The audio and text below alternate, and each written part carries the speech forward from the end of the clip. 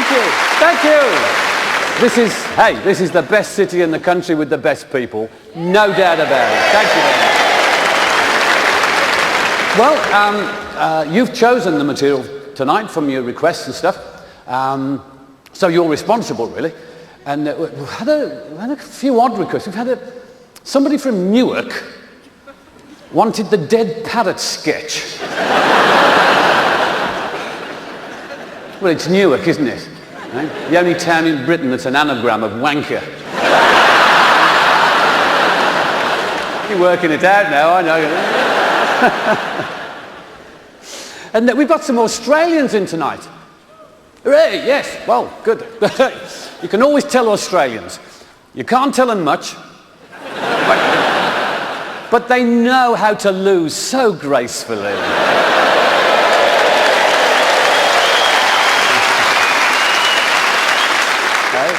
Their rugby team's having a rough time. They had a practice match last week and lost 52-0 to a passer-by. It would have been worse, but the woman in question had to leave the field because her waters broke. I mean, I've been to Australia a couple of times. It's a great country. And what you have to be aware of, you know, if you've been, you'll know, and if you're going, you better know, is that sticky tape in Australia is called Durex. We have sellotape, seriously, they have Durex. It throws you for a while. There's a sign saying, do not stick Durex on the walls. Well, I wasn't about to, but I was in a shop and a big Aussie came in and he said, roll a Durex. A roll? Blimey, how quick do you go, pal? You know what? It's Aussie foreplay, isn't it? Brace yourself, Sheila. And they gave him a big roll of sticky tape. I thought, I've heard of do it yourself, but come on. It's like in America when you go to America. Condoms in America are rubbers. We have rubbers here, but they have erasers, you know? I was in a stationer's and I went in and I said, could I have a rubber, please? You just want one? I said, well, yeah, I don't make that many mistakes, you know? You got one with a Mickey Mouse on the end I can chew? Called the police. Anyway, I'm in a rebellious mood tonight. Are you rebels? Yeah! Oh no. Oh, never come late. Never come late when you're on the front row with a comedian here. No, you mustn't do it. All right, where are you from? Hall Green. Ooh, very nice too. Oh, Hall Green. There's some lovely houses there, aren't there? Do you live near any of them? Have you got a pound coin on you? Go on, have you got a pound coin? No? Have you got a pound coin? Go on, good. Let's have a pound coin. Where are you from? I'm from Kettering. Kettering? Bloody hell, you've come away, haven't you? Thank you very much. From Kettering, thank you.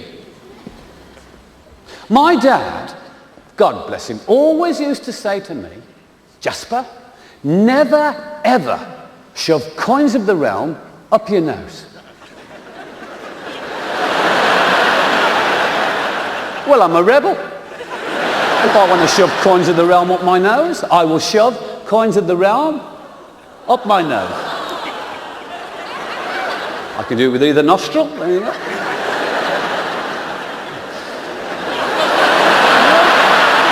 Okay. So, a pound a night, it mounts up, you know. I've got a jar full of these at home. Eh? They're all stuck together, but who cares?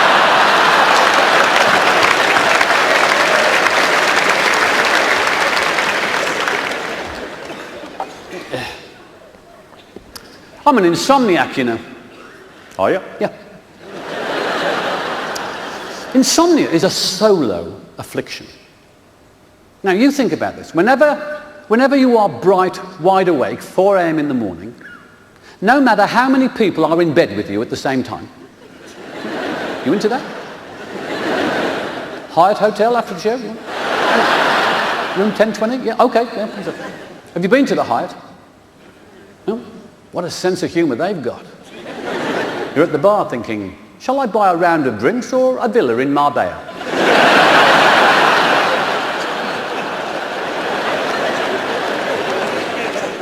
Is this bill in lira or something? But, hey, the bedrooms are fantastic and the bathrooms, brilliant. You know, great big fluffy fleecy towels. I can hardly close my suitcase.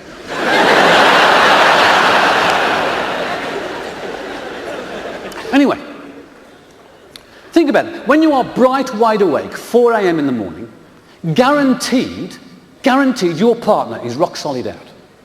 And isn't that infuriating when you can't get to sleep and they are zedding away?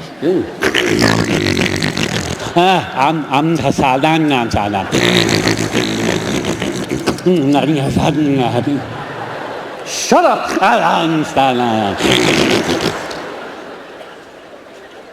And they always go through the same 3 stages of sleep. They always start off by fly catching, don't they?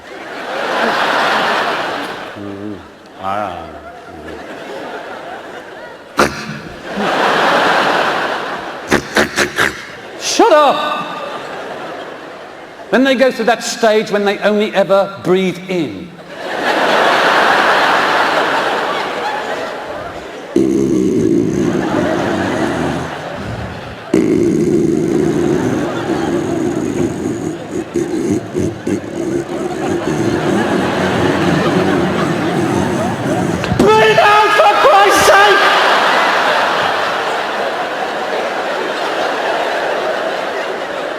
They start sucking all the air out the room.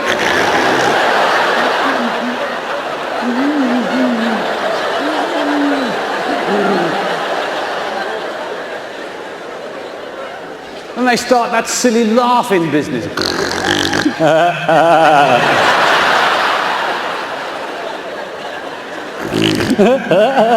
Oh, shut up. Stop it, Malcolm. What? Who's Malcolm? Who's Malcolm? Who's Malcolm? The bread's in the middle of the road. People talk absolute gobbledygook when they're asleep.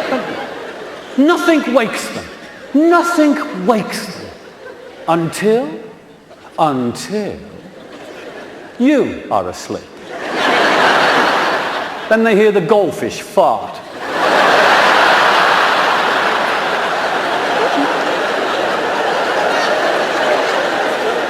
What's that noise? What's that noise? Wake up! Wake up! It's burglars! We're being attacked! Wake up! Wake up! It's burglars! Wake up! Wake up! What's the matter? What's the matter? What's the matter?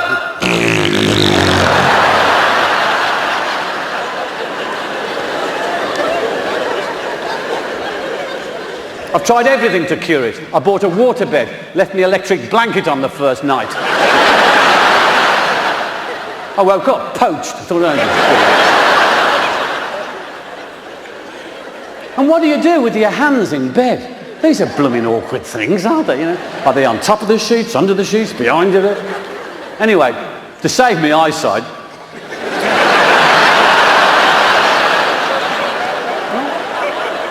oh, you are insomniacs. Oh, I cut 2 holes in the mattress so I could lie my stomach and put my arms through, you know. It's all right till you turn over in the middle of the night. You've got a bloody great bed on top of you then. And you have all this time to think, just hours and hours of time to think about anything and everything. I mean, the meaning of life, the end of the universe, easy peasy to an insomniac. I'm on to obscure tangents now. You know, if you unscrew your navel, will your bum fall off?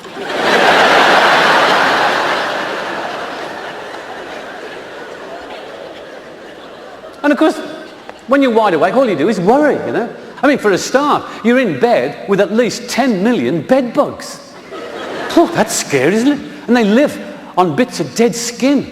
And yeah, that's why they love it when you come back from 2 weeks in Spain. You know? And they're thinking, oh, crackling.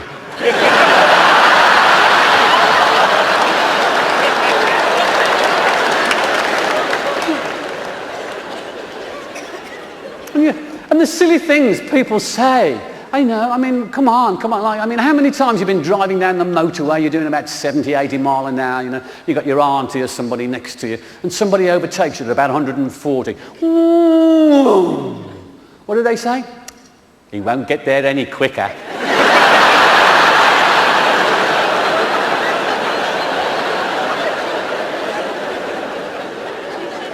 It's too cold to snow. South Pole, it's 40 degrees below. There's millions of tons of the stuff, you know.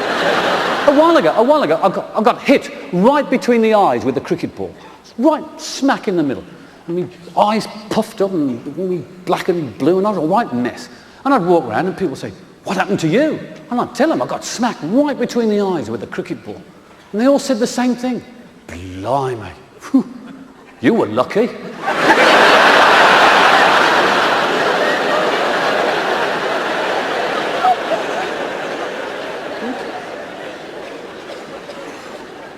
And moths worry me. Moths worry me. Why is it you never see a moth in the daytime? All that light. All that light and you never see a moth. You go to bed at night, turn on your tiny reading lamp, bloody great moth. All his mates banging on the window trying to get in. Yeah. And goldfish used to worry me. Not now, because goldfish, as you may well know, have a memory retention of just 4 seconds. And I thought, oh, what a shame. And then I realised, of course, that's why they're so happy. You put a couple in a goldfish bowl, they're happy for the rest of their life. They just go round all day, and the one goes, hey, look at that castle. What's a castle? I don't know, why are you asking? Asking what? I don't know, who are you? I don't know. Look at that castle.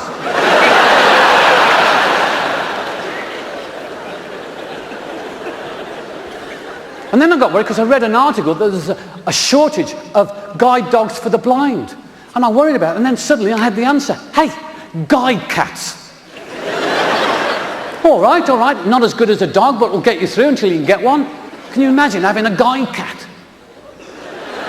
You'd spend most of the day under the car, wouldn't you?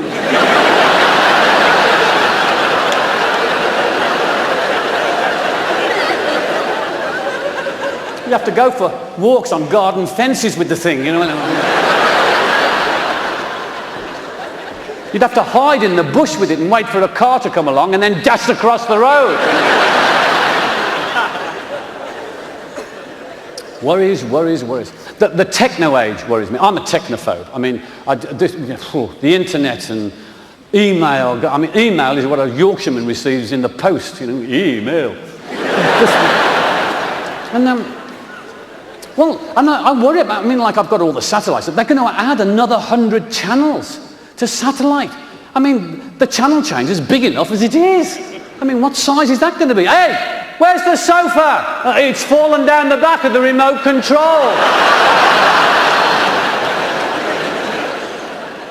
I thought, I will join the technological age.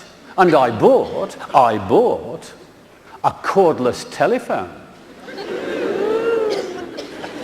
And now I can't find it.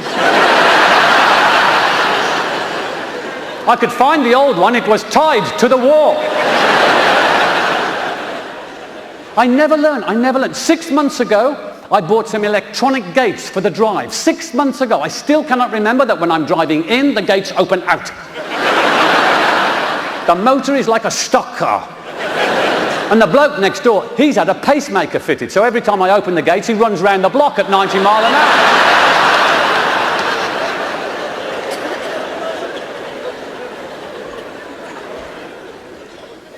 And flying. I have a fear of flying. Or to give it its correct medical term, a fear of smacking into the ground. The flying doesn't bother me. And of course, with the advent of all these cheap flights now, I mean, you know, all the easy jet come travel light, whatever it is, I mean, I don't know. I'm just a bit sort of hot under the collar. I took one about 3 weeks ago and I walked across the tarmac and the pilot was kicking the tyres. He looked at me and said, should be all right. They were trying to jump-start it from a Vauxhall Viva, you know. I got on the plane, they took the steps away and the plane fell over, you know.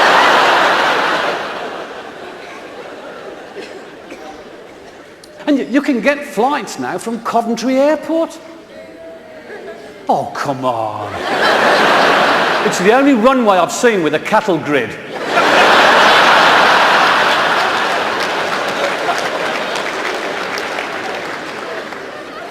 But airports, I think, are more dangerous than flying. I mean, for a start, you have to go and get your luggage from the carousel. I mean, that's Dunkirk, isn't it? People are there going, get out of this is my space, I'm waiting, get out, you one stab, punch. And you never see baggage handlers. You never see baggage handlers. You see shadowy figures through those strips of plastic hanging down, you know. They're like the Yeti. You know they exist. You've seen their footprints in your luggage.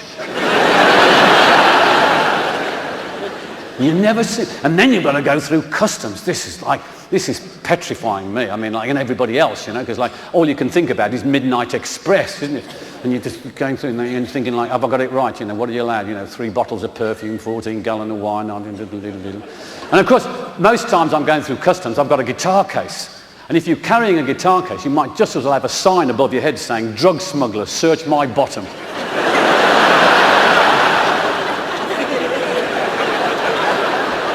Over here, sir. Thank you. What's in the guitar case? A mouth organ. Straight into the interrogation room, you know. There's a baggage handler with a rubber glove on his hand waiting for them. Birmingham customs are red hot. I mean, don't try it on in Birmingham. And a couple of years ago, I tried to get away with going through customs with a watch. And I bought a watch in Spain. It was off a beach salesman. Well, I should have known better. But I was lying on the beach, not doing much, and I got a towel over my toes, up to my nose, nose guard on a hat, and white face cream. You know. And he comes up and he said, English? How can they tell? He said, would you like to buy a watch? I said, well, I might do. So he got this watch out, it was very nice looking. He was a brilliant salesman. He sold it to me at exactly midday, because there's only one hand on the damn thing. So I paid him 50,000 pesetas, you see. And I got off the plane at Birmingham. I thought, like, well, I've paid enough for it. I'll take a chance. And I put it down my underpants. And I was just about to go through customs. And what I didn't know is that this watch had an alarm on it. And it was the Birdie song. And I start going through customs with the Birdie song coming from my underpants. The customs officer watched me, you know. And I thought I got away with it, but his mate came in and went, hey, Carrott! Hey, you got the time on your cock?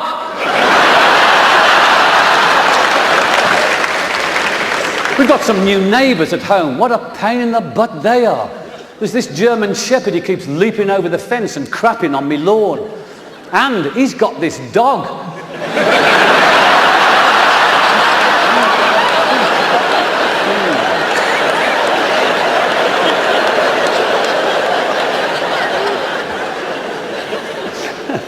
I haven't heard that one myself, it's not bad. I like silly things like that. I've got an aunt, I've got a dotty aunt, we've all got dotty aunts. And I went round to see her a while ago, and it was at night, and we're having a cup of tea, and Crime Watch was on the television, and they put this photo-fit picture of this bloke on the screen, and they said, have you seen this man? And my auntie phoned in and said, no.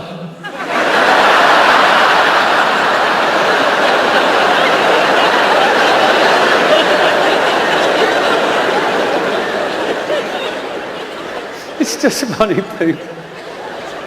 People into horoscopes and astrology, I'm sorry, they're very sad. They are, you know, you're at parties and gatherings and they'll sort you out. You know, hello, what sign are you? Oh, Humpback Bridge.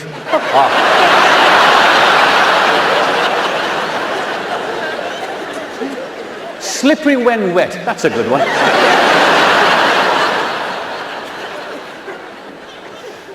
Do you remember Doris Stokes? Remember Doris Stokes? She was a medium, if you don't remember. She was a medium a few years ago. And I knew her, I'd met her a few times, and she's a dear old soul. And she's on the other side now, to be fair. And she never calls, she never writes. But she had a wonderful scam going. I thought it was brilliant.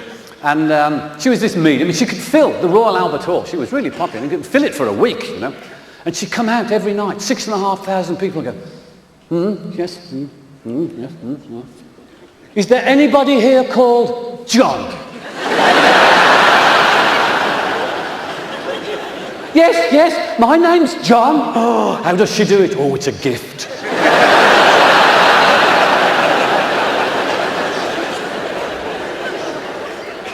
And people into dangerous sports. I don't get it at all, you know.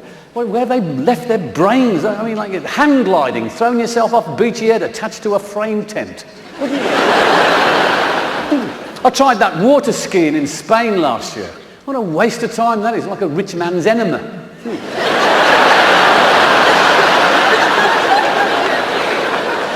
Ice cold water shooting up your bum, 45 mile an hour. Ooh. Here's 50 euros, take me round the bay again. I might be empty after that one, you know. And bungee jumping. I mean, come on, this is train spotters having an hour off, isn't it? I mean, you know, it's just a way of getting your contact lens out, isn't it? I had a pop at them on television. Oh, the letters they sent me. Don't knock it if you haven't tried it, Carrott. And I had to go down to Bristol and sort them out. And they jump off Clifton Suspension Bridge, you see. And they're ever so enthusiastic.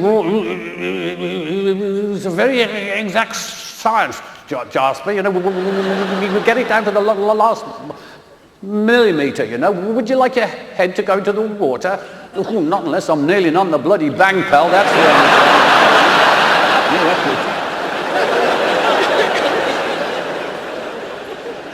No, there they were, tossing themselves off.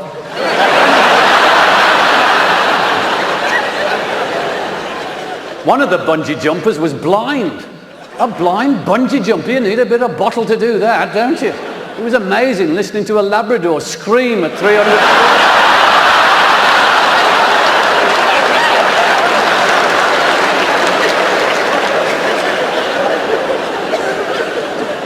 At least the bloke knew when he was getting near the water because the lead went slack, you know?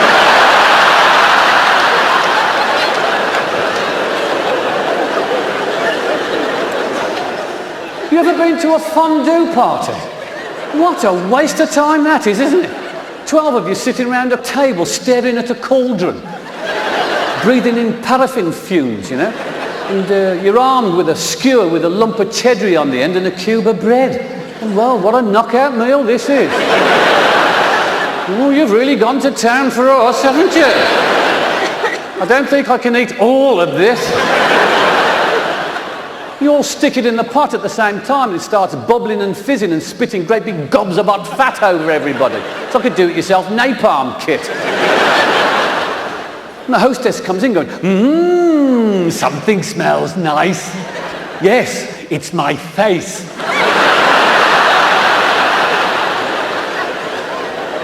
Everybody goes home looking like Freddy Krueger. You've been to a fondue party? Yes, how do you do now? I was in Newcastle a while ago. And I did a show for Nissan, the car people, you know. And I've never understood why Nissan set up their car factory in the northeast, because how the hell do they understand each other? You know? Oh, you put the gearbox in the car. Why, he's a canny bugger, like, you know. And of course, Newcastle is Machismo City. The blokes really fancy themselves, and they are hard, you know. Well, you see them, St James's Park, you know, on Match of the Day, midwinter, stripped to the waist, going, whoa, it's bloody hot in here, like, you know. They all wear them Newcastle United shirts, like walking barcodes, you know. cocks the till up at Tesco's like you can't believe it. And they've got a new curry in Newcastle called a magmaloo. Okay, now this is for real. And now I'm into my curries, okay, and I like them hot, you know, and you've all heard of vindaloo, and there's a hotter one than that called tindaloo, and the hottest curry I've ever had, other than this magmaloo, was called a farl. A farl. It's like swallowing a marine distress flare. You know?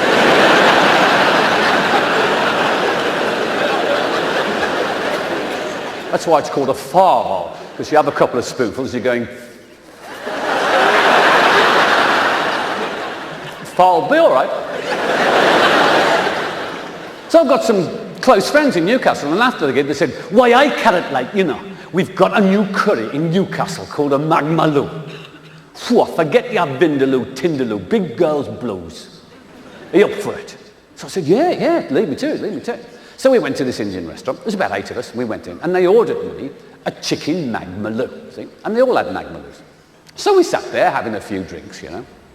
And after about 10 minutes, I heard this curry coming.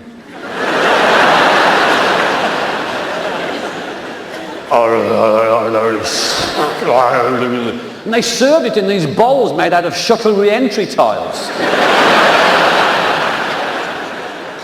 I put my spoon in and it didn't come out. And I started to panic, you know, and I immediately ordered a side dish of Savlon.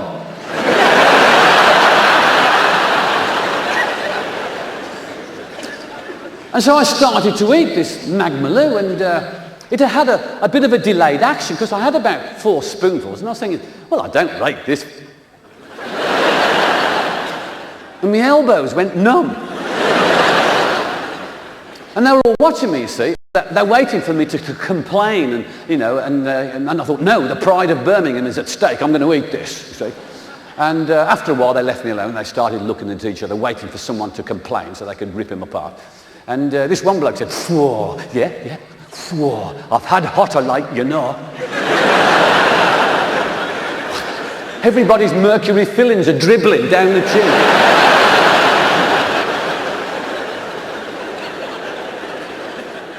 And I'm the first to break. Water! Oh, don't drink water, like Carrott, it'll make it worse. Too late, I'm halfway down the fish tank here. You know? Luckily, they kept the bog rolls in the fridge.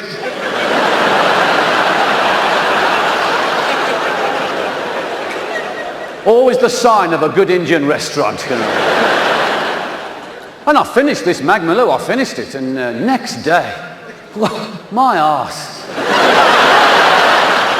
It felt like that map you see at the beginning of Bonanza.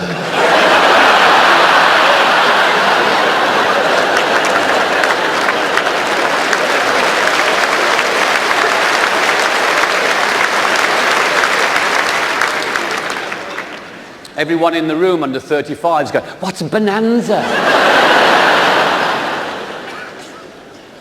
Well, restaurants are interesting. I mean, Chinese restaurants never ever change. They never change. All the waiters are in a hurry and they're all tetchy. And whenever you go in, you're always mob-handed. You hardly ever go in 1s and 2s. It's always 8, 10s, 12, isn't it? You know, and you sit down and the waiter comes going, what do you want? Oh, like a menu. Oh, bloody menu. And he doesn't walk away. He hovers, doesn't he? He hovers. You know, you should know what you want before you come in, and everybody panics. Order anything, 12.69s, anything. And you daren't ask him anything because they're so tetchy, aren't they? This special fried rice. Yeah. Is there any chicken in that? Yeah, chicken. Yeah, it's special. Any bean sprouts? Yeah, bean sprouts, chicken, yeah. Is there any water chestnuts? Yeah, water chestnuts, bean sprouts, chicken, yeah, it's special. Is there any cement in it? Yeah, cement, chicken, yeah.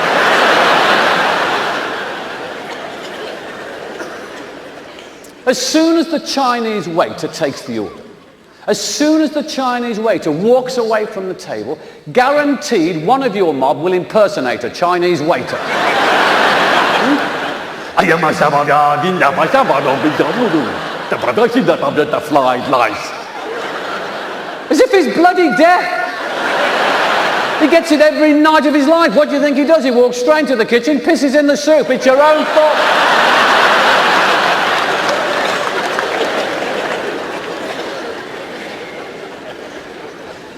What's all this pizza home delivery stuff? What's that about?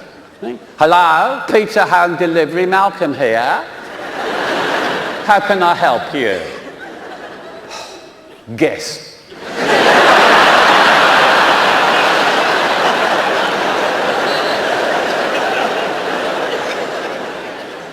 I'll have a 2-bedroom bungalow, please. Will you be wanting cheese with... Oh, shut up. And Italian restaurants, what a con they are. Italian restaurants. I mean, Mr. Carrott, welcome to Giovanni. It's an Italian restaurant with fantastic food. We have the pasta, you must have the pasta, obviously. The pasta is a fantastic food. Oh, vermicelli, spaghetti, lasagna, fettuccine. Oh, it's full of carbohydrates, full of minerale. Oh, is it? You've seen the ingredients on the side of a pasta packet, flour and water. They're charging you 25 quid for a plate of wallpaper paste.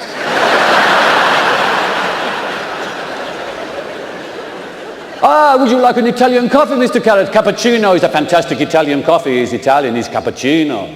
Oh, right. What's this shit? I want a cup of coffee, I don't want to shave. Cappuccino, it's Italian, for here comes another mug. The worst restaurants are these American diners, you know? TGI Thursdays or something, or, Soft in the Head Cafe. What they do is they go around all the other restaurants about 2 a.m. in the morning, raid the dustbins and serve the stuff to you next day. It's right, eh? Potato skins. It's potato peel, eh? With a slab of earwax in it, Well, it ain't bloody cheese, is it? Unless it's French cheese. I don't eat French cheese. I buy it, I hang it in the garden, it keeps the flies out the house.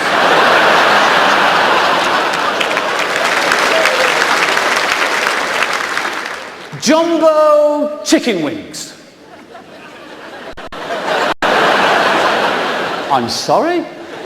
Jumbo chicken wings. Chickens haven't flown for 2 million years. And spare ribs, of course they're spare. There's bugger all on them. Hey, you know what these things came wrapped in? Could I have some of that to eat, please? And what sauce do they put on spare ribs? You get it on your hands, you can't get the stuff off, can you? It'll give you who a run for its money. And what do they bring you to clean your hands with? A little bowl of water with a slice of lemon? You need 3 gallons of Swartfiga to get this stuff off your hands. And you can order Mexican food. Oh, thank you, God. Chili con carne, guacamole. It looks as if it's been eaten already. That's where the Mexican wave comes from, Mexican restaurants. Because you're sitting there eating Mexican food and suddenly it's, hey! Where's the bog? It's too late.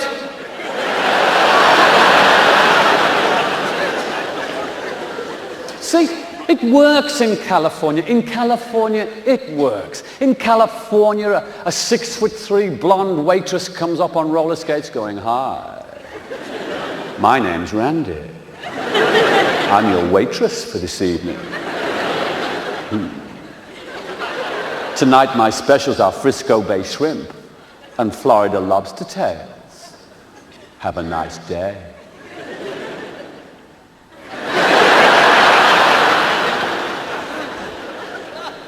It's just not the same in Redditch.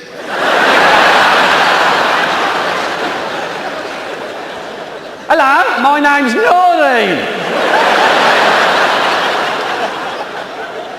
Tonight I've got special crabs.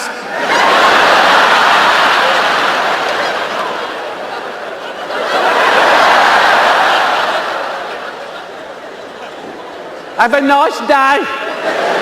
No one's had a nice day in Reddit since the Blitz.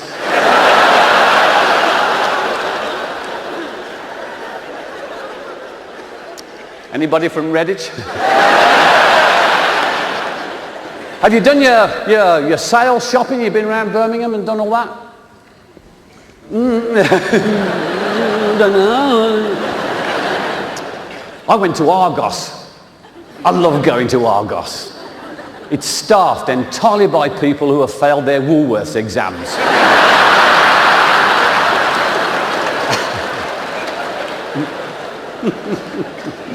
You got one of these? No. You got any of these? No. Have you got anything? Got a pen. And those are the staff they let you see. What's behind the customer collection point? A big Claude Anne comes over every so often. You can't beat Woolworths though, can you? Oh, I love Woolworths. I love going in when it's busy, a Saturday morning, you know, going up to one of the assistants and saying, excuse me, I've just put some anthrax in the pick and mix.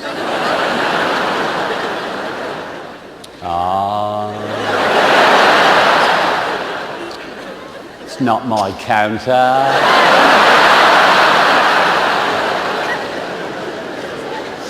I was there, a couple of Christmases ago, and it was their jewellery department, you know, and there were two young ladies, they'd be about 15 or 16, and they were buying a crucifix, and they were looking at them, you know, and the one said to me, she said, "It's a bit plain, isn't it?" And she looked at the assistant, she said, "Have you got one with that little bloke on it?"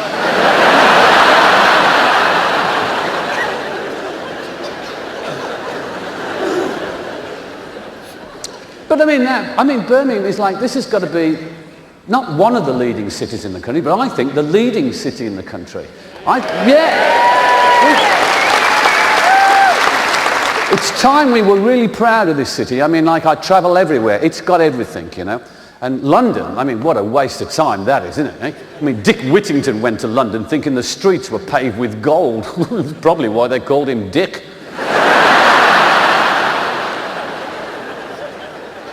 We get nothing from London, do we? You know, the government, papers, nothing, you know. And they nick everything. I mean, they nicked the Millennium Dome. That was our design, by the way. And then they nicked the National Stadium. And they gave the Commonwealth Games to Manchester. Liverpool's the city of culture.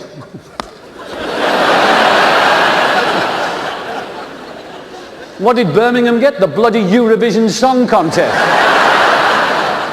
Fronted by Ulrika Johnson and Teddy Wogan. A Swede and a spud. There's no bloody Carrott, was there? No, I only live here. You know what?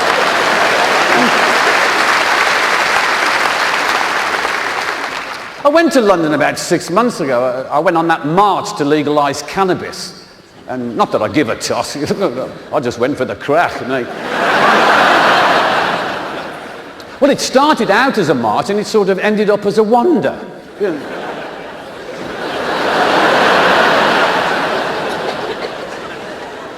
Keith Richards was on the march. Well, there's a surprise. He'd legalise E. coli if he could smoke it, wouldn't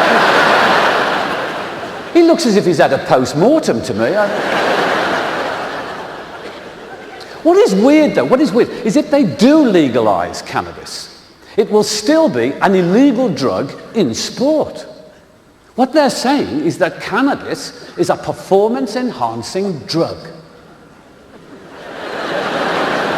I think you've got to be smoking it to come to a decision like that. What they're saying is that you can run 100 metres faster because you're on the weed. What? What? Yeah.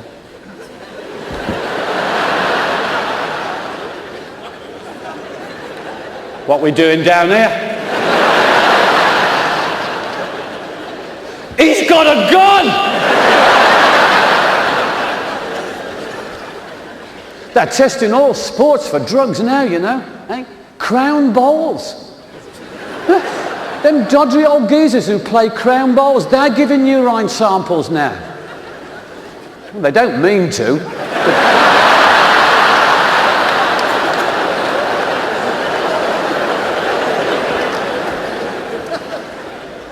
I can't. Liverpool, the city of culture. I won't go into it because it sounds like sour grapes, but like the culture we've got in this city, you know. We've got the Royal Ballet and the Birmingham Symphony Orchestra, the Concert Hall, Shakespeare. It's fantastic. I mean, and we've had culture for centuries. I mean, Latin came from Birmingham.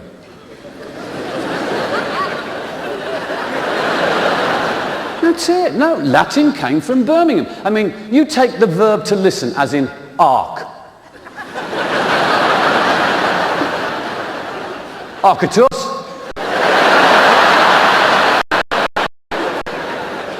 Arcatum. Arcatim, arcateur. And Brummie's always asked one question with another. It's like, arcateur? Aye. And then we answer it. Arcateur, aye? Ah.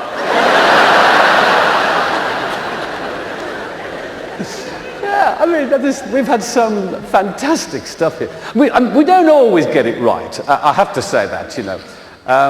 Do you remember when Clinton came here, the G8 summit? That was a bit of a farce, wasn't it? I mean, our council are brilliant, but I thought they got that one wrong. And because, like, he arrived at Birmingham Airport, and it was a very dry, hot spell. And that dual carriageway down the Coventry Road into Birmingham was like, you know, was really parched and brown. So the council, in their wisdom, decided to spray it with green paint. Right? And when Clinton came, it was a beautiful hot day, and all the Brummies were picnicking on the grass.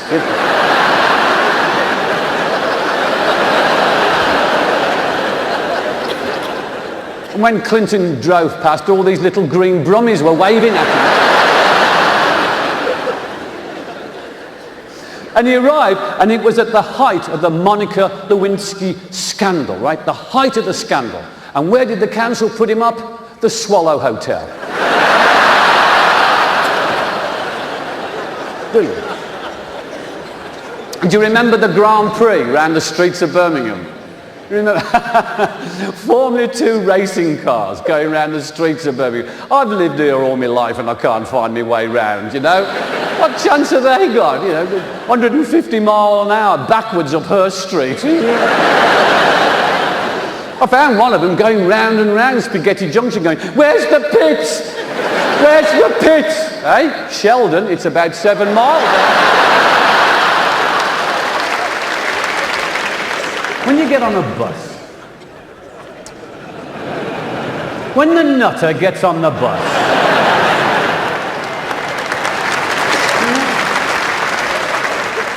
does the nutter always sit next to you? It's amazing, isn't it? We all suffer from it, you know. You're on a bus, you're minding your own business, it stops, a couple of people get on, then you hear the nutter coming up the stairs. Has anyone seen my camel? And everybody goes, oh no, it's a nutter. They start spreading out on the seat. The nutter always sits next to me. I must have this aura, you know, nutter lover or something. Because they always sit next to me. You know, is this anyone's seat? Yes, it is. Oh, good. And you can hear, when you get the nutter, you can hear the visible sighs of relief on everybody else go, thank God he's got the nutter. Cool, plump. I thought I was in for that one. I know what you mean. It was it's a camel job. They're the worst, aren't they? And nutters have always got bags of things, and they start showing you things, going on, I've got Shirley Bassey's head here. And they give you a lava lamp. And of course, you know, everybody else can then enjoy it, you know, go, well, what's he doing? Oh, he's showing him Shirley Bassey's head. It's a lava lamp. Do you want a sandwich? No, thank you. Do you want a sandwich? Yes, please. And they give you, and go, what the hell's in this? Fish paste and hemorrhoid cream. Ugh. Fish paste?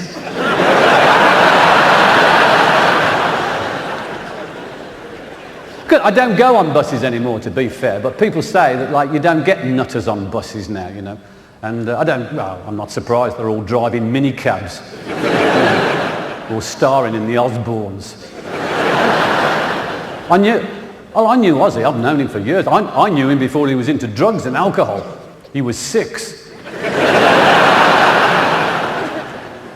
There are some strange people. You know, I find women strange. Well, no, nothing detrimental. You know that look women have when they're sexually aroused? No, neither do I.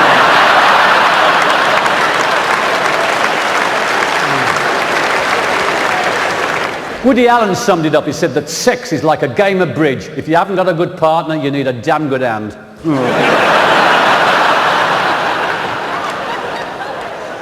Do for me, Woody. Sport has always been a major part of my life, particularly football, because I used to play it a lot in the earlier days. I played in all, you know, Withall, Hockley Heath, all for them, and Billsley Lane Common on a Sunday morning. And I was a goalkeeper. Not a very good one, actually. In the end, they had to put a bell in the ball so I knew when it was coming. It worked for a while until I stomped a Morris dancer to death. And of course, we now have 2 Premiership sides in the city, which I think we should be very proud of. And you know, Birmingham City doing very well. I have to say that. Thank you. Well, it's all right for you lot. It's knocked half an hour out me act.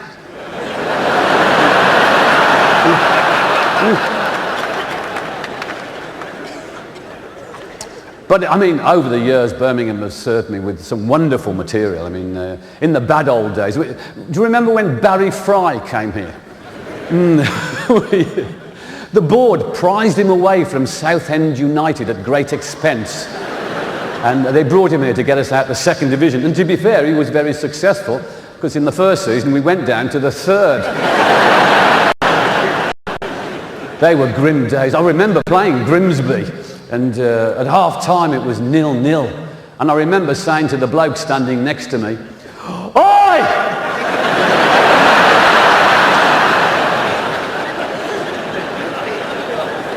It was embarrassing when we had the cameras there. We had to fake a riot between the police and St John's ambulance men. And of course, Birmingham City is famous for the Gypsies' curse. Apparently there's a Gypsies' curse on the club, which has stopped us being successful. And one of the managers who came, I'm not too sure who it was, I think it was Ron Saunders, got a gypsy along to lift the curse. And this gypsy was the 7th son of a 7th son of a 7th son. Powerful stuff. And the way he lifted the curse was to bring his whippet,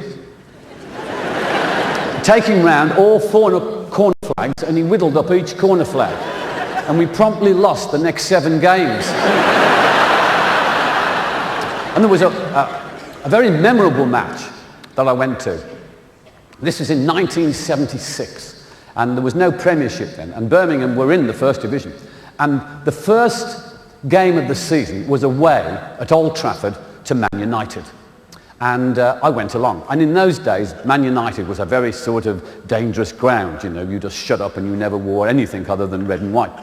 And of course, in those days, Man United fans actually lived in Manchester. Exactly.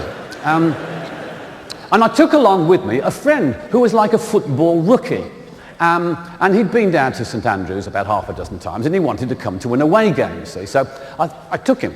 And when I got there, I said, "Listen, you know, when you come here, you just shut up and just behave yourself and don't do anything." He said, "Why?" I said, "Well, because they don't like it." He said, "Well, what are they going to do about it?" Don't find out. Don't find out. So it was a beautiful summer's day. And we sat there, and there was 57,000 capacity, a complete sea of red and white everywhere you looked. You couldn't see a blue and white scarf for love nor money. And, well, there was one, and there was a Birmingham City fan hanging from the end. So the game started, and everything was fine until after about 20 minutes, Birmingham City scored away from home, which just threw everybody, including the Birmingham City players, you know. They went and got the ball out of the net and tried to kick off again. And it was then that I realised that all the Birmingham fans, all 200 of us that had dared to go, were sitting in exactly the same block of seats because we'd all bought them at St Andrews. And when the wall went in, we all went, "Yeah!"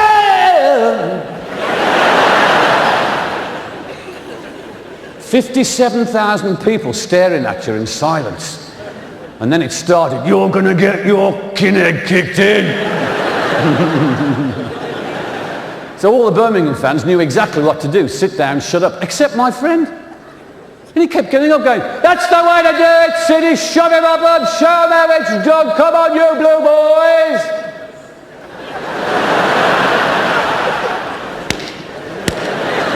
Look, I'm punching his face. He's going, "What are you doing?" "I'm saving your life." He's going, "What are you doing?" I said, "Look, you don't come here and shout for the opposition." "Why not? They don't like it." "Well, what they're going to do?" I said, "Shut up, just shut up." So anyway, about 20 minutes later, Man United equalised, so it was all right, I could go down the bog. And I went down, and my mate came because he was going to get some refreshments, And I said to him, "Look, whatever you do, don't say anything. Just don't say anything, Because if they find out you're from Birmingham, you'll be in trouble." He said, "Well, how will they know I'm from Birmingham?"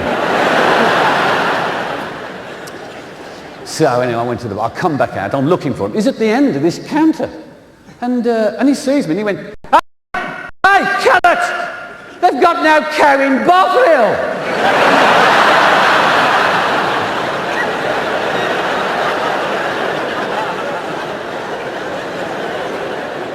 "Hail Mary, Mother of God."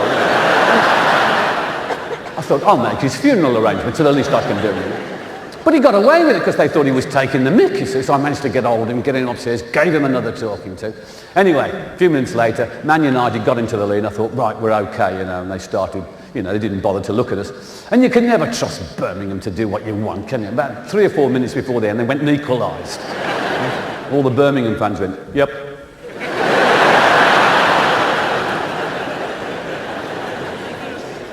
The end of the game came, and we'd won 2-2. And it was just at that time, I don't know if you remember, but BRMB, Birmingham's first commercial station, started up. And it spawned an icon of Birmingham broadcasting, a bloke called Tony Butler. You obviously know who I'm on about. And he was wonderful. He epitomised local radio, and he's got a thick Birmingham accent, and he couldn't give a toss about anything or anybody. Romeo Gwyn, And he used to have this wonderful programme on a Saturday afternoon while the games were on, And it used to continue. And I quite often, driving home from the games, I always tuned into Butler, because the bozos that phoned in, "How you going, Tony? What about the Villa, eh? Yeah, what about him? Thanks, Tone."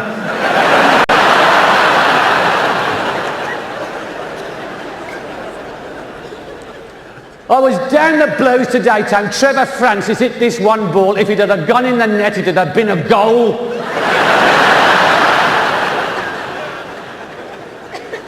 And he used to have these interminable quizzes with the most ridiculous questions, things like, who was born in 1948? That was it. That was the question, And I was with him one time. I was with live on a Saturday afternoon. I was in the studio with him. And he said, "Right, this week's question." And he opened up a book. And he said, "Which football team wears this badge on their shirt?"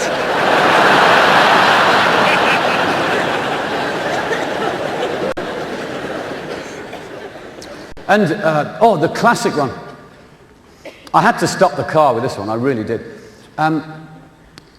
The question was, who was born in 1948? That was the question, And I was driving home from the match, and it takes a while.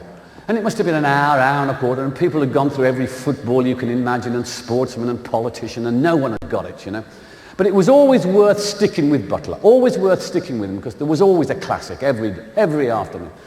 And I was driving along, and he came off a commercial break. And he said, "Right, Morris, on line 4, what's the answer?" And Morris said, 1942, Tone.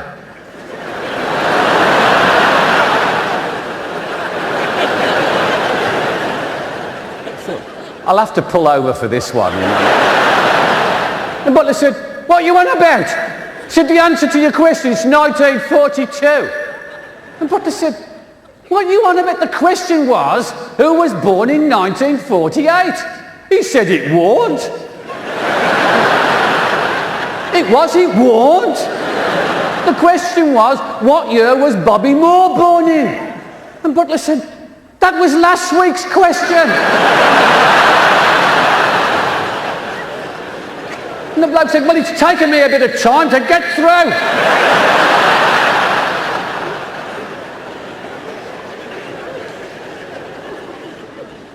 The classic gaff. If ever it was released, it would be in the top 10. It was, I can't remember the year it was, but it was the year that West Bromwich Albion went from the second division to the first division, as was, not the Premiership. And it was the last game of the season, and Albion had to go to Oldham, and if they beat Oldham, they would go up into the first division. So obviously, this is a big day for BRMB and for Tony Butler, and he sent his top reporter up there called Harry Trethewey, who would report on the game, you see. So on the air, he'd be like, and the Albion are playing really well, I think they're going to beat Oldham and they'll go up in the first division. And then off air, he'd go like, how's it going? Oh, yes, it's fine, Tone, yes, not a problem, I think they're going to do it. And then towards the end of the game, Butler got on the phone to Harry and he said, Harry, this is going to be really important. Go and get one of the Albion players and we'll do an interview. He says, it's all right, Tone. I've got John Osborne, the Albion goalkeeper. He's going to come and see me. I said, right, hang on. So they go to a commercial break. He comes off and Butler says, what a fantastic day for the Albion. They've thrashed Oldham 1-0 and shot into the first division. Our man on the spot, Harry Trethewey, is talking to the Albion goalkeeper, John Osborne. Come in, Harry. Harry? Harry?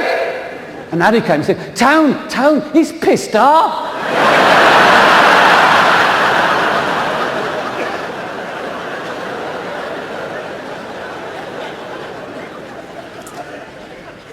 Football, great source of comedy. And of course, Birmingham City itself, although we're doing well, of course, we are owned by some interesting people.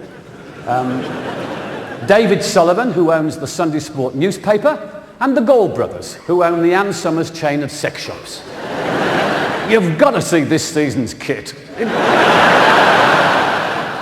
I've never seen crotchless shorts before, you know. It's a nightmare supporting them. Hey, great tackle, Brian. Oh, do you think so? Pull the centre forward off.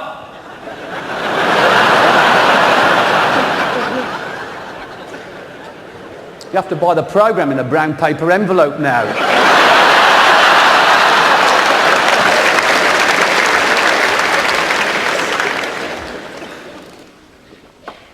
People often ask me, because of the profession I'm in, and I do meet, I'm very privileged, I meet a lot of famous people, well-known people. People say, who's impressed you? You know, who's the most impressive person you've met? And hands down, without a shadow of a doubt, was Lady Di, the Princess of Wales, without a shadow of a doubt. A terrific lady. And I met her in Birmingham because she was patron of a charity called Turning Point. And Turning Point is a charity that rehabilitates adolescents into drugs and alcohol.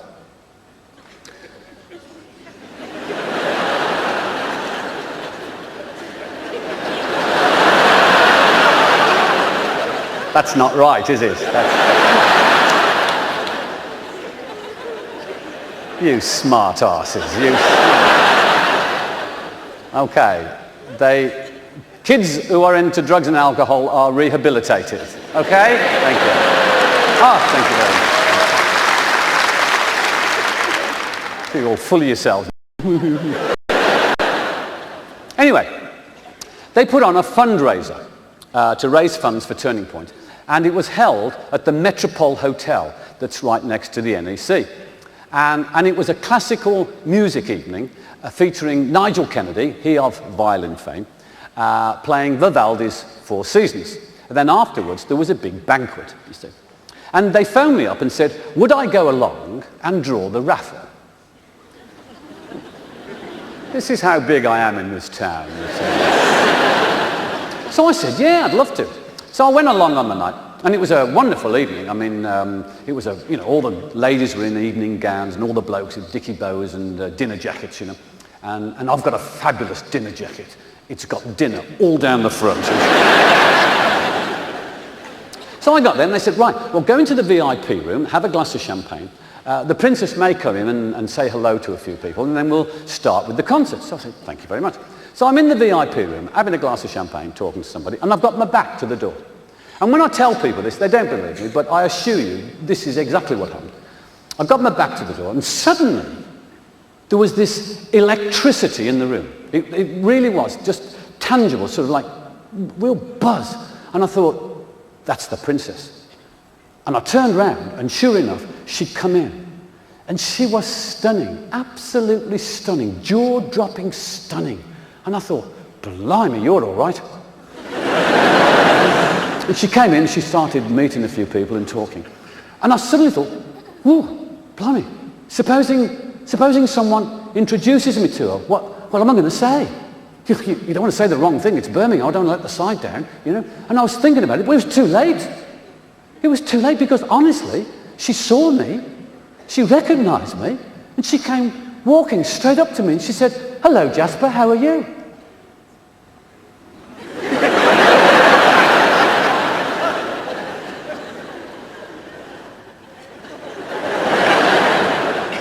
And I curtsied.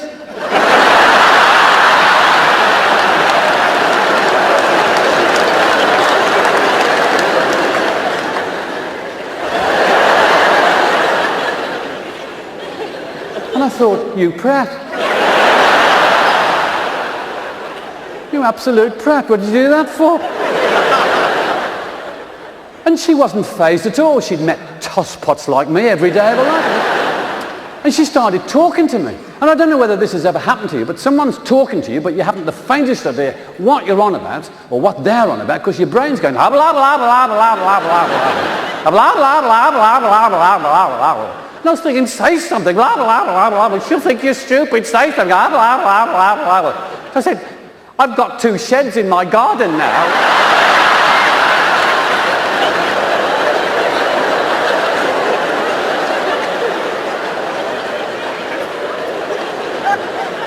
And all the security around are going, oh, we'll get the tosspot out of here.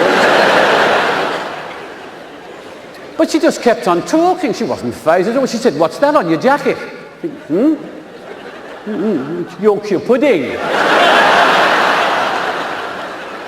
She said, don't you like Yorkshire pudding? And I almost said, no, Fergie's brilliant. I almost said. Anyway, they hustled her away. And we went in. And, you know, the concert was about to start. And of course, they weren't classical music buffs there. They were there to be seen. It was 150 quid a ticket, you know, the second-hand car salesman, timeshare people. And I heard one brummie say, he said, well, I've got all the Four Seasons records, but who's this Vivaldi geezer? So Nigel does his stuff. He's brilliant. If ever you've seen Nigel, he is brilliant. He's off his top, I'm sure, but he is brilliant. And, you know, and everything went very well. And then when the concert finished, we went into the banqueting hall for the food. Now get this. I can't believe this. I'm on the top table. Hey? I'm on the top table with all the dignitaries, the Lord Mayor and the Princess is about 4 seats away. And I thought, blimey, I've arrived. And, I mean, I knew practically everybody in the room, you know, and I'm getting plenty of stick. Oh, blimey. Oh, the Carrott's on the top table. Ooh, the Carrott's going up in the world, eh? Everybody tug your forelocks, it'll be Sir Jasper soon. Hey, Carrott! Yeah.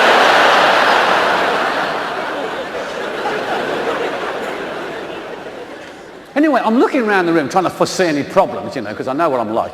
And the first thing I noticed is all this cutlery on the table. There was about 30 pieces, you know, and I thought, blimey, what do you do with it all? And everyone's having the same problem, you know. And there was a table down there, and this bloke said, hey, Carrott. I said, oh, hello, Roy. He said, what's all this cutlery for? I said, I don't know, there's a lot, ain't it? He said, you're telling me. You've been to these do's before. What do we use for what? I said, I don't know. He said, well, what am I going to do? You want to look stupid? I said, well, I said, I mean, what? Yeah. I tell you what I'll do. I'll see what the princess uses. Whatever she uses, we'll use.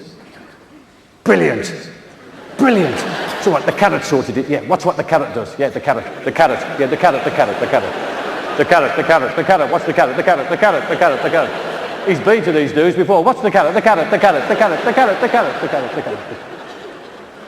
So the first course comes and it's consomme. Oh, this goes down a bundle in Birmingham, doesn't it? What the bleeding hell's this? It's like weak Bovril with mouse shit in it.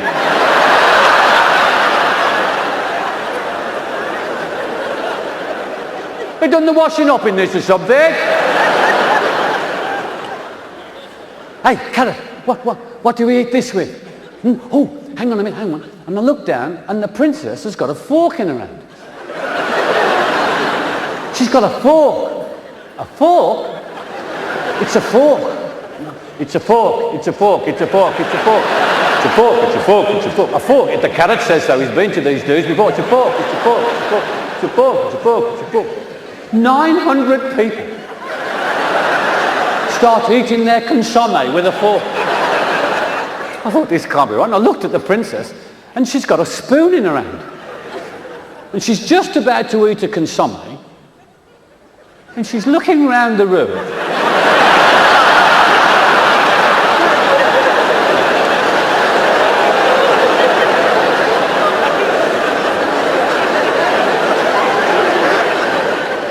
Puts a spoon down, picks a fork up and starts eating the consomme.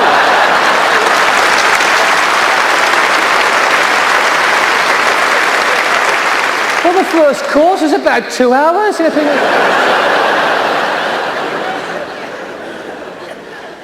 Chef was slitting his throat, you know. And they said to me I could draw this raffle after the main course because the princess always goes after the first course. Well, don't you believe it? She's still sitting there, you know. She's having the time of her life here. She's dying to see what Brummies eat spotted dickweed. This is what... That's the end of the show. Well, it isn't. You know as well as I know. Now, you know, it's what happens now is that I walk off stage. I hang around there, you know, having the piss and things like that. And then you're all going berserk. Hooray, more, please come back, hooray, please, please, God, bring him back, hooray, more, more, more, hooray, hooray. And then I come back on and I start again, okay? So we'll forget all that crap.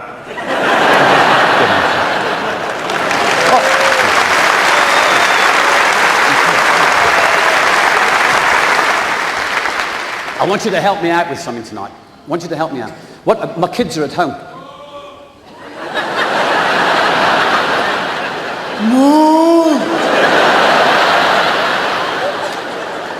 No!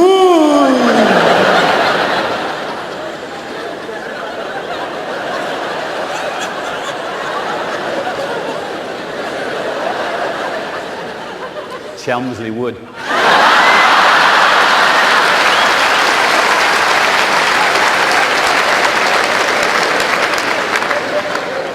They've changed it. It's now called North Solihull.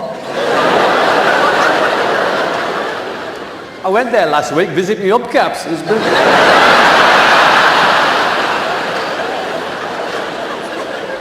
Look, I want you to help me out.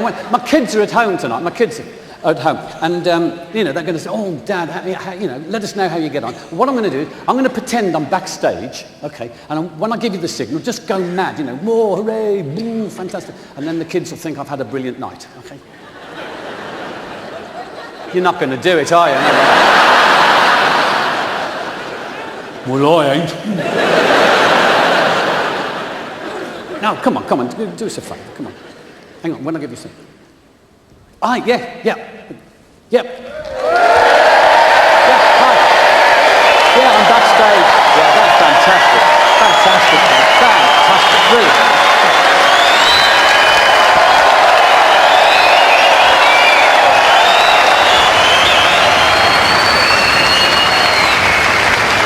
Yeah, I'll see you later. Thanks, bye. I've just phoned Billy Connolly. Yeah.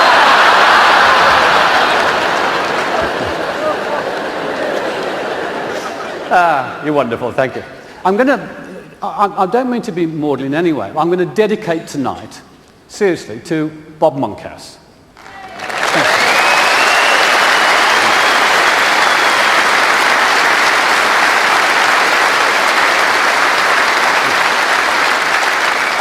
He was a dear friend and a great inspiration to me over all these years, you know. And, but it did question me. I was thinking like, well, how long have I got? Well, it's a fair question, isn't it? And, you know, because I'm getting on, you know, there's no two ways about it. I mean, when you're 18, you think that anybody over 40 just plays dominoes and smells of Vic.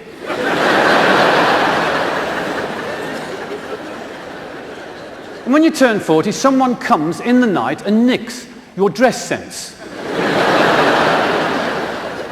You know, when you hit 40, you find yourself just walking past Littlewoods. And just momentarily staring at the menswear. You're thinking, nice cardi. And then when you're 40, you start to wear slippers, not ordinary slippers, but those tartan zip-up booty ones with the bobble on each foot, you know. And as you get old, you can wear anything you like, you know, tea cozies, you know, loft insulation. And you don't have to queue anymore, you just walk straight to the front and you go, hey, old one. And I thought, well, hang on. I worked it. I thought, well, given a fair wind, you know, give or take a few years, say 25 years left to live. 25 years left to live. And then I did some mathematics, and I realised that that is 9,000 days. Now, that doesn't sound long, does it? 9,000 days to live. And then I thought, hang on a minute, what's living? I mean, for a start, you're going to be asleep for probably at least a third of that. There's 3,000 plus days. Then you've got to go to work. That ain't living, is it? There's another 3,000. I thought, blimey, I've got less than 3,000 days left to live. And then I thought, no, hang on. What about all the time you waste, you know, looking for key fobs and God knows what? And Sundays are a waste of time. I mean, you do sod all on a Sunday, don't you? You get up in the morning with a bloody great hangover from the night before, you know, you stagger down to the pub for the hair of the dog, and like by the time you've drank the equivalent of a Dual-X paint dog, you know, you're staggering back home again to fall asleep. And you wake up just in time to see the Antiques Roadshow. And that brushes you off because you realise you're older than most of the stuff they're trying to evaluate. And there's 1,200 Sundays, you know. And then I thought, well, hang on, driving, you've got to drive. What's that, you know, what 2 hours a day? Well, 4 if you live in Redditch. And then I thought of, like, you know, all the other sort of bodily functions. You've got to go to the toilet. I don't want to get too crude about it, but what's that? Actually, like, you know, 2-3 minutes a time, 6 times a day. I thought, blimey, that's 3 months on the bog. I'll be Britain's answer to David Blaine. No eggs, please, no eggs, and certainly no golf balls. And I thought, like, I worked it out. I've got 15 days left to live. I thought, no, sex. You've got to have sex. What's that? You know, what, 12 seconds a week? all right, forget the foreplay. 9 seconds a week for 25 years, that's 24 hours of solid orgasm. Blimey, what a day that's going to be. God's got a sense of humour with his ratios, hasn't he? 1 full day of carnal knowledge and 3 months on the bog. And I thought, blimey, I've got 14 days left to live. And people say to me, how committed are you to this city? And I say, how committed am I to this city? I've got 14 days left to live. I'm going to spend the entire time entertaining Brummies.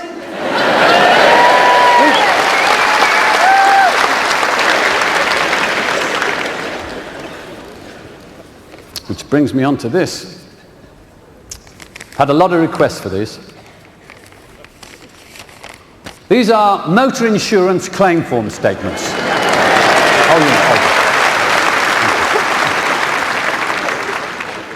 I feel like Andy Williams. If you don't know what we're on about here, what happens is, I've been collecting these since 1969, seriously. What happens is, if you drive round in your cars and on bikes, you have accidents. And when you have an accident, the insurance company sends you a claim form, which you fill in, name, address, and on the back, big empty space, says at the top, give in your own words a description of how the accident occurred. And this is where you get your chance to write your version down, you know, which is probably totally different from everybody else's. And it always starts off with, I was driving at 28 miles per hour. And I found some more in Australia. That's actually what I'm going to get round to. But what I'll do first, I'll read some English ones to give you some idea of the way it goes. And these are genuinely, and I mean genuinely, I've checked it out, these are genuinely what people have written on their claim forms when they've had an accident and sent into these insurance offices in London. Going to work at 7 a.m. this morning, I drove out of my drive straight into a bus. The bus was 5 minutes early.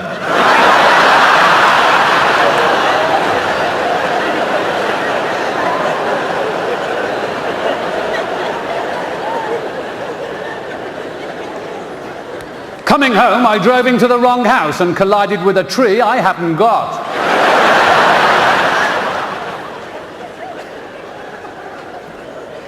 The accident was caused by me waving to the man I hit last week.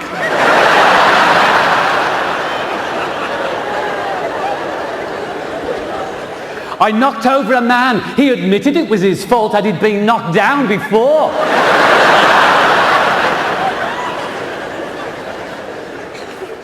And then I'm in Australia, okay? I'm in Melbourne, and I'm reading a paper called The Melbourne Age. And much to my delight, they do exactly the same things in Australia as we do, only much better. Australian motor insurance claim form statements. The pedestrian had no idea which direction to run, so I ran over him.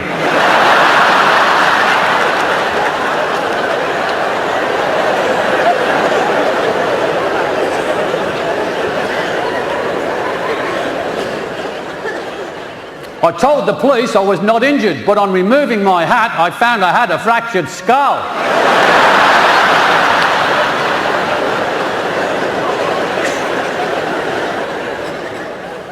The bloke was all over the road. I had to swerve a number of times before I hit him.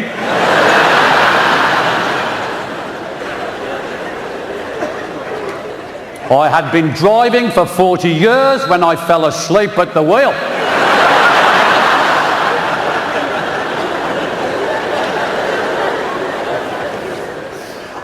I saw a slow-moving, sad-faced old gentleman as he bounced off the bonnet of my car.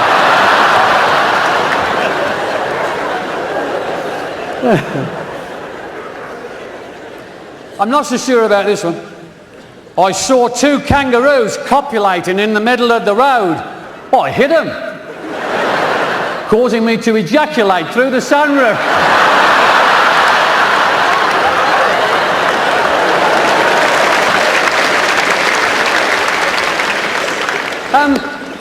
I've got 4 kids, as it happens, and nothing prepares you for parenthood. There ought to be an A level in it or something, you know. You can have a go. I think so, because I mean it's just trouble right from the. I remember my kid being born, and I was in the delivery room, you know, and I'm not very good with blood, and I told the midwife what she couldn't care less, and when all the blood started, I just fainted. I just went out on the floor. And I woke up just in time to see the afterbirth coming out. You know? I thought, what an ugly bastard.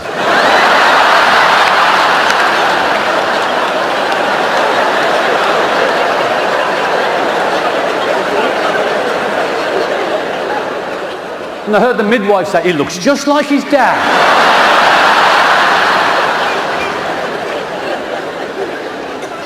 But nothing prepares you, does it? You know? And my daughter came home last month with a yo-yo, and I think his name was Gavin. 6'3" troglodyte with a forehead that kept the rain off his feet. You know? He had anchovy tattooed on it because he couldn't spell anarchy. I mean, I always said I would never do what my parents did. No. You know, none of that punishment, none of that discipline. I would bring my children up liberally, with a capital L. They would know right from wrong instinctively because of the way I had brought them up. I wouldn't have to shout at them. No. I wouldn't have to chastise them. No. There's a pig. I do exactly what my parents did, you know. Just the parameters change, that's all, you know. I'm saying to my daughter, Oi, if you're not in by 7 a.m, there will be trouble. My mum used to say to me, don't go out without your cap. Don't go out without your cap. I'm saying to my daughter, don't go out without your cap. I send my son out with 2 condoms attached to a piece of string. Goes up this sleeve here.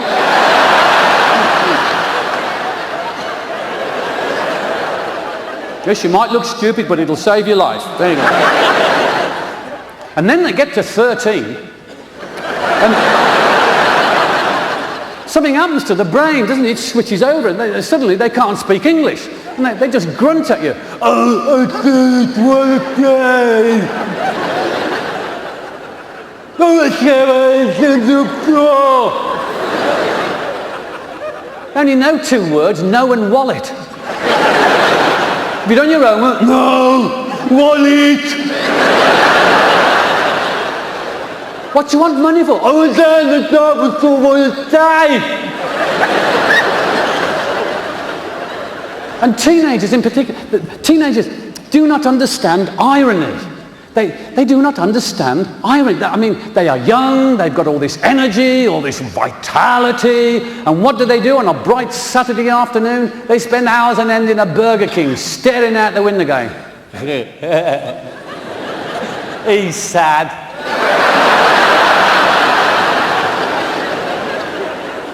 You try and talk to them, but it's open, isn't it? Hi everybody, what's happening with the music scene, you know? Oh, look, I might be over 26, but I can have an intelligent conversation. Oh, look, I can do things you can't. What? I can accept sweets from a stranger. 3 a.m. in the morning, I know the difference between the wardrobe and the lavatory. And then you get home and you've got teenagers and you've got grandparents. And they're both the same. They both hate you. Anything to make your life a misery. Turn the music up to 16 million decibels. Neither of them have got a job. They're both on drugs. And they do the same things, but you treat them differently. Grandma comes home, she's had her hair dyed blue. You go, oh, lovely. You look 10 years younger. Your daughter comes home with green hair. Get down the hairdressers and wash that shit out of your hair. Your kid slides down the banister, you give him a right rollicking. 2 weeks later, you're paying out £1,500 for the machine so Grandma can slide up the banister.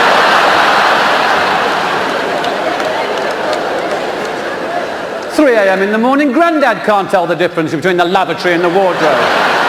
3 o'clock, they're both in there, pissing on my shoes. It's not funny.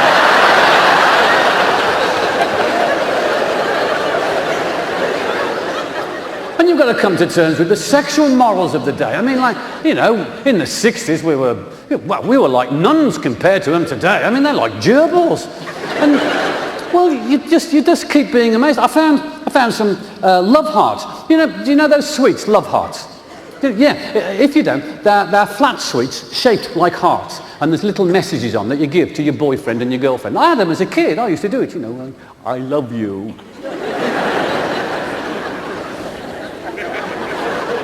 Be mine. You're my dreamboat. Have you bought some lately? I'm gagging for it.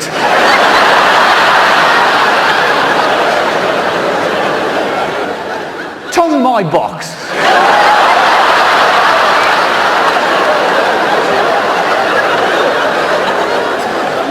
Sorry, I'm a lesbian.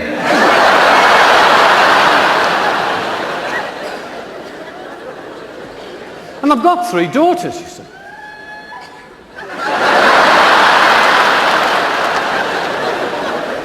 I'd take her out, she's almost ready. I've got 3 daughters, and I've been reading women's magazines to try and get some idea as to the way women think. Yes, it's a waste of time, but at least, you know, I'm giving it a go. Well, you do odd things, ladies, I have to say that, you know. I mean, you pluck your eyebrows.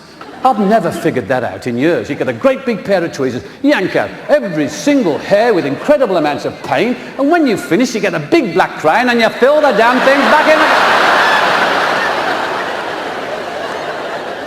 And why do you wear tights? Have you seen what they do to a bank raider's face?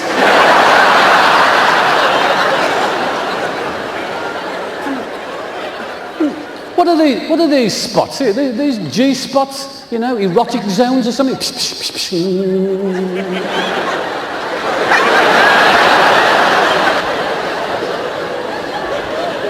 Tonight he might suck my wrists. You're getting ready at night, you look like grasshoppers. You know.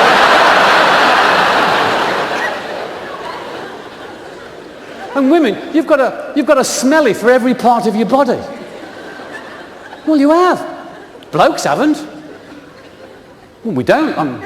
I'm waiting for Peony Fresh to come out.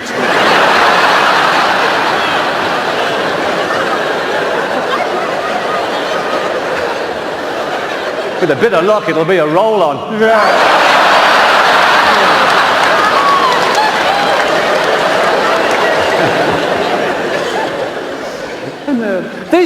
These women's magazines, lads, you do give them a go.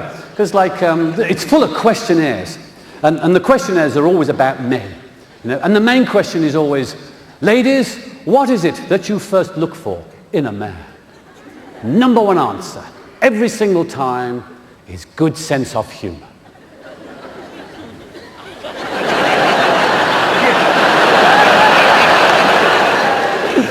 Bullshit.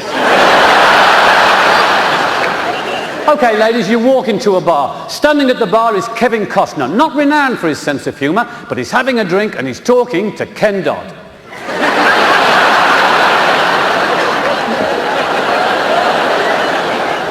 Who are you going to choose, Robin Hood or Robin the Taxman? And intuition, you're big into intuition. Women are more intuitive than men. This has been now medically proven. I always thought that was the case.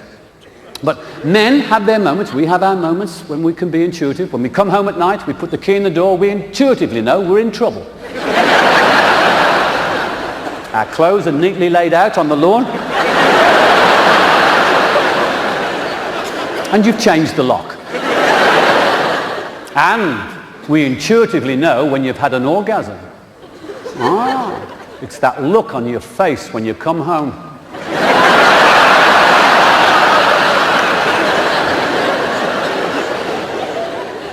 But what you are good at in these women's magazines is all the preventative measures that you take for your health, you know. I mean, you know, you do all those tests and all the field stuff. And I mean, blokes are in the dark ages. We don't do any of that at all. In fact, these magazines encourage women to tell their boyfriends and their husbands to feel their testicles every 6 months to see if there's anything odd growing. 6 months? Ladies, we feel ourselves so often, we'd know if there's a new hair coming out.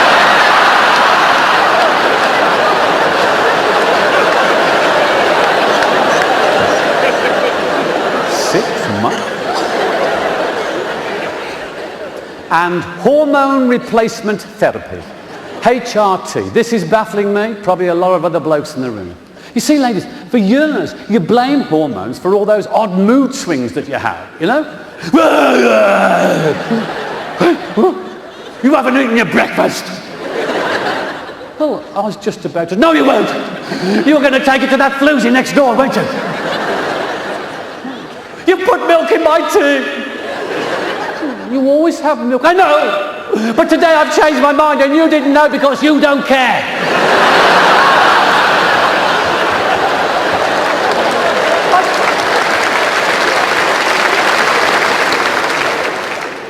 You've hidden the knives again, haven't you?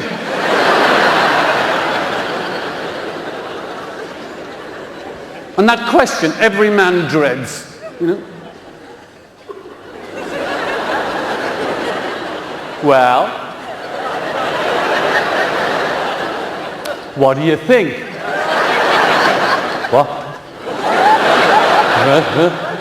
What do we do?